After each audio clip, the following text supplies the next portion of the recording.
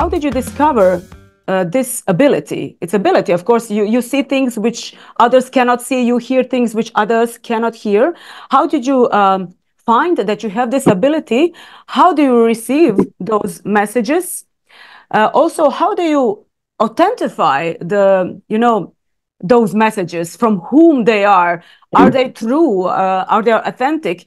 And of course, the most important question is, who are these entities? Okay, so I started back in the 1970s, and you could say I started in past lives. I had a lot of prior knowledge that I brought with me into this life, but that's neither here nor there. What's here is, in the 1970s, I took the Silva method and used that as my boost or my catalyst for developing my psychic and intuitive abilities.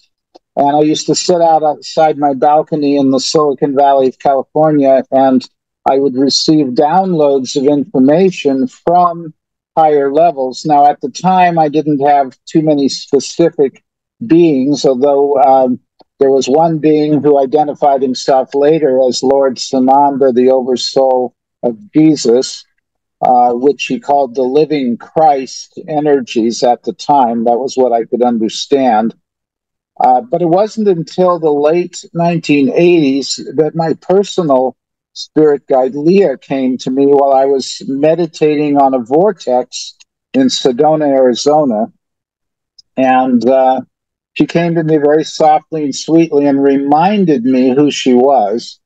And she is my twin flame in the higher dimensions, and we've been together throughout thousands of years, either physically on a world or etherically on a world, to be more accurate, or just simply working from the spirit realms to help souls on various planets. So she kind of just illuminated all of that for me. Now, this was in late 1980s. It wasn't until the 2000s that I actually started officially channeling. And the reason was, I was aware that there seems to be a lot of inaccurate channelings. There's people claiming to be in touch with so-and-so, and these beings are asking us to violate the free will of other human beings and things like that. So I didn't want to take a chance on my messages being distorted. So I waited until I had done more work on myself before I started putting out the messages publicly. And that was around 2004. So I've been doing this about 20 years formally with my spirit guides. And how do you tell if it's an authentic message or not? Well, you really have to do some work on yourself prior to establishing a channeling practice. This is just the reality of it. There are channels out there, perhaps trance channels, which some of them are very good trance channels, but trance channeling is not for me. I'm too much of a control freak. I have to know what's going on and be a participant in what's coming through. And so for that reason, I only do conscious channeling. But at any rate, I wanted to make sure my ego was not going to get in the way. So I do kind of put it to the test. And there's a few simple rules. Number one, higher beings always look across to us. They do not look down on us and think, oh, those poor human beings down there on that prison planet, they're so lost and confused, blah, blah, blah. That's not how higher beings see us. They see us as magnificent beings of light, and we are an extended family. They are part of our family. They just don't happen to have physical bodies. That's the only real difference. And so when I'm working with them, I feel like I'm part of an extended family. And so the messages cannot be judgmental. They may make gentle suggestions on things we can do to improve our lives, but they're not going to order us around or tell us, you better do this or you better do that, or there are going to be bad consequences. We can already see the bad consequences of judgment and guilt and shame and all of these things. We don't need them to remind us of that unless they do it lovingly and gently, like, gosh, you seem to be awfully hard on yourself. why don't you lighten up a little bit and remember that you're a beautiful, powerful, creative, spiritual being created in the image and likeness of God, and that God's love is pouring through you every moment of every day, whether or not you realize it. That's the type of messages that you get from truly higher beings. Yes, but that leads me to the second question, because, of course, out there can be also some kind of negative beings, like, I don't know, evil, demonic beings, subtle beings. How the one can see if those creatures are good or bad, and how can we protect ourselves from the bad ones?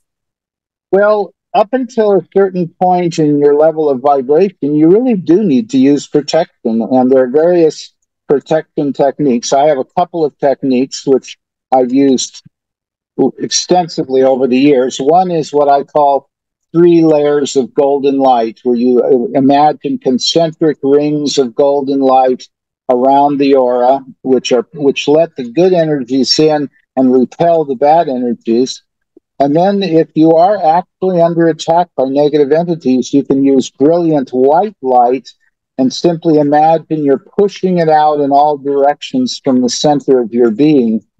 And while you're doing that, remind yourself that God's love is what's real, that we are children of God, extensions of God. We are the hands, the eyes, the ears, the feet of God in this dimension, and we concentrate on radiating from the center of our being out into the world. So we're living life from the inside out, and it's like living at the top of a waterfall, and this golden light is cascading down the mountainside, and negative beings, they can't really climb up the waterfall to get to us when we're in our center, when we're radiating from our center.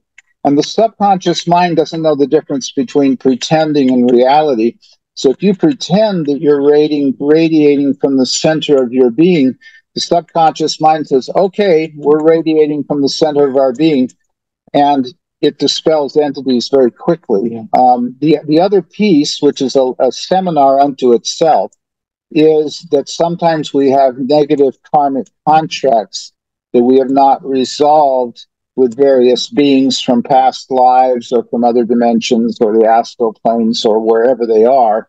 And so we do have to, this is what I mean when I say we do have to do the inner work. We have to resolve our past life issues and our early childhood issues. And this is one of the reasons why my guides, the Arcturians, brought through the technique of timeline healing, which we can talk about later. But that's one of the methods for doing the inner work. And I'm not saying I've done all my inner work or that everyone else has done their inner work. Even the yogis high up in the mountains may not have done all their inner work. It's not for me to say. But you get to a point where your awareness of who you are is this vast, creative, intelligent being. And then you have this little human drama, which is like a bubble contained within your larger being. So true transcendence is about going beyond the human drama and simply seeing it as a part of you, a small part of you that's playing out a drama here on planet Earth.